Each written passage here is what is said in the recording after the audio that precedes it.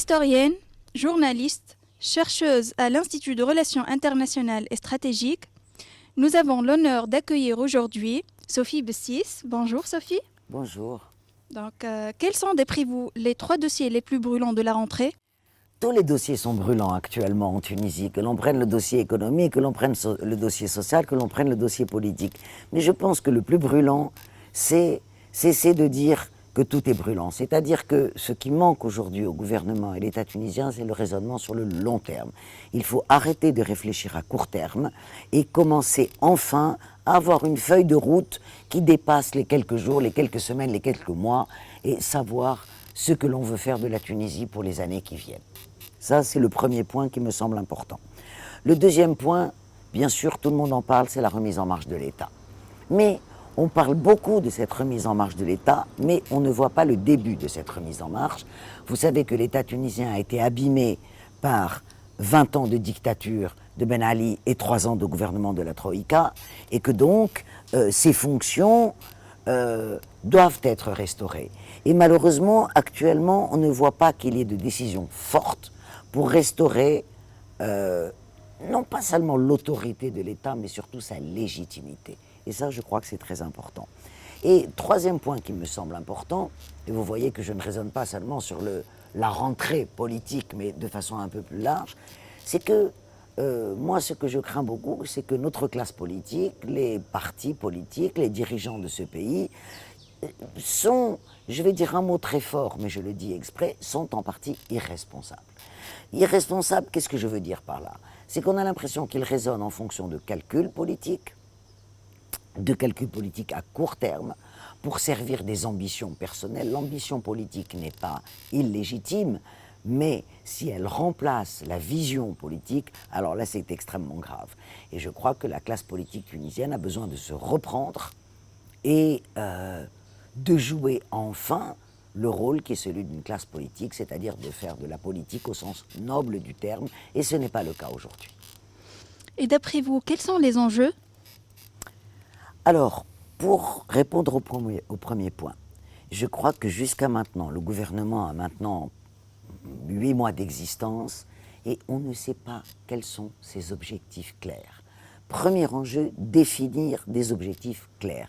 C'est en définissant ces objectifs qu'on pourra remettre les gens au travail, aussi bien dans le secteur privé que dans le secteur public. Et pour l'instant, eh bien, la Tunisie ne sait pas définir ses priorités, ne sait pas définir le type d'insertion qu'elle veut avoir dans l'économie mondiale, ne sait pas prendre les problèmes à bras-le-corps. Et donc là, c'est quelque chose de très important. Il semble qu'on navigue à vue, sans objectif réel. Donc ça, c'est un enjeu très important. Le deuxième enjeu, quand je parle de la remise en marche de l'État, depuis les attentats du Bardo et de Sousse, on nous parle de sécurité avec raison. Sans un État qui fonctionne, il ne peut pas y avoir de sécurité. Et donc, les responsables disent que la sécurité est une priorité, je suis tout à fait d'accord, mais sécurité peut se mener avec des acteurs compétents, des acteurs intègres, et personne aujourd'hui n'ose parler publiquement de la déliquescence de l'État, du délabrement de l'administration. Vous savez, on reproche à l'État, on reproche aux Tunisiens de ne pas respecter leur État. C'est vrai, mais que l'État devienne respectable, et peut-être sera-t-il mieux respecté. Ça, je crois que c'est quelque chose de très important. Et en ce qui concerne la classe politique, je crois que l'enjeu principal, c'est que la classe politique doit enfin savoir ce que veut dire l'intérêt général, le bien public. Et tout le monde dans ce pays, y compris les gens qui fraudent d'ailleurs, se plaignent de la montée de l'incivisme. Mais dans tous les pays du monde, dans toutes les sociétés du monde, l'exemple vient d'en haut. Et malheureusement, et ça c'est un enjeu qui me semble extrêmement important, la classe politique ne donne pas l'exemple qu'il faut donner aujourd'hui aux Tunisiens. Et quelles sont les solutions appropriées? Alors les solutions, bien sûr, je sais qu'il est beaucoup plus facile de critiquer que de faire. Bien sûr. Et trouver des solutions à tous les problèmes n'est pas facile et on peut comprendre que les difficultés du quotidien accaparent les gouvernants. Mais tout de même, je crois que les solutions, une des solutions, je ne prétends pas avoir toutes les solutions, ça serait totalement prétentieux que de prétendre avoir des solutions. Donc disons que ce sont des propositions plus que des solutions. Première proposition, nous nous félicitons tous les matins, nous Tunisiens, d'être en démocratie. Pratiquons-la. Et pratiquons la démocratie participative, c'est-à-dire que dans ce pays, quand il y a des décisions qui sont prises, il n'y en a pas beaucoup, allons vers les associations, allons vers les organisations et discutons avec les gens. Que veulent-ils ?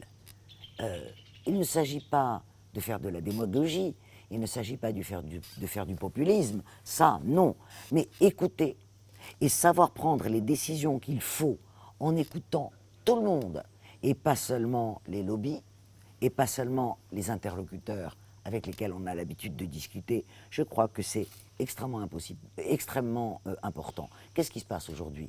Les hommes politiques font des promesses qu'ils ne tiennent pas, en général.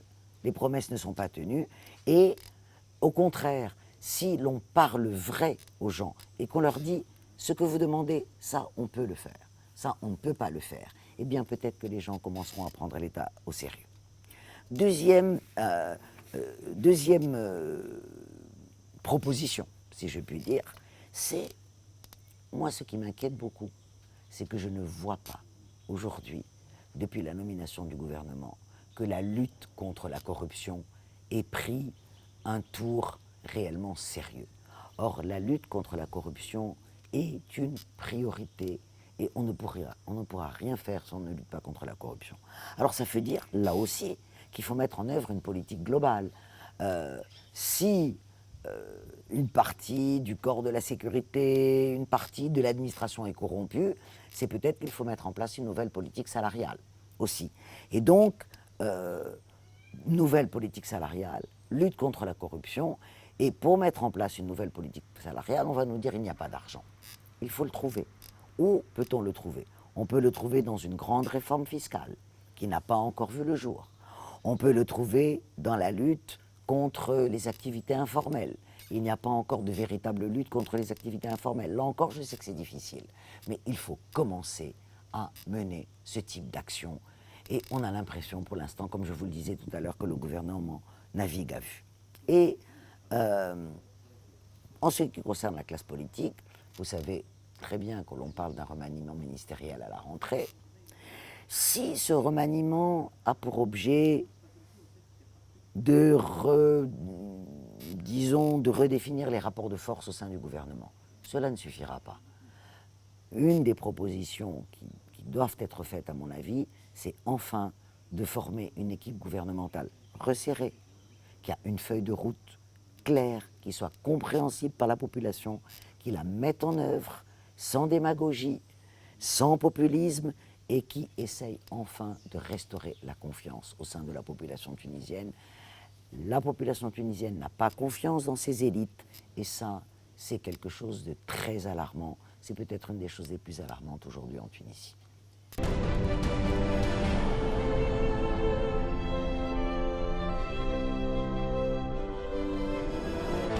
Leaders.